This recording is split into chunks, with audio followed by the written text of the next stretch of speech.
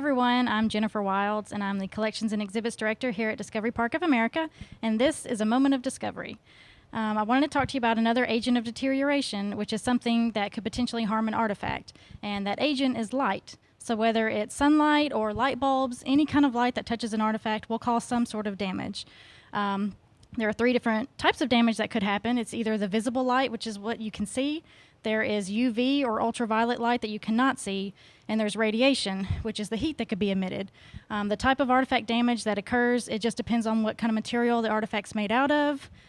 For example, in this case, with the Civil War journals, the paper could start to break down or deteriorate. Also, the color, the red of the journal could eventually fade, and the writing too could fade. So any type of light damage that occurs on an artifact, it cannot be reversed. The only way to prevent any kind of damage is to keep it in complete, total darkness. But if museums decided to do that, guests would never get a chance to see these items in person. So there are a couple of ways that we just do our best to try to just limit the amount of light exposure that affects the artifacts.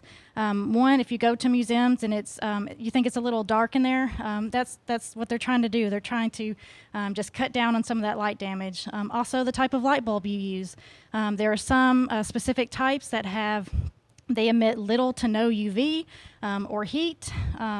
And another one you might be familiar with, if you've ever tried to take a photograph of an artifact, and more than likely you try to use your flash because it's probably dark in there, and now you know why, that you may have then been approached by a staff member asking you to turn the flash off. They're not in any way trying to be grumpy or mean. It's purely just to help the artifacts last a little bit longer. Because if you think about it, Discovery Park, we've been open for 6 years. We've had over, I think, 1.7 million guests now. If all of those people had their flash on, that's so much more extra light damage that would have helped the artifact start to decompose, that much faster. So I thank you in advance for turning your flash off. You would be helping all museums to preserve their items just a little bit longer.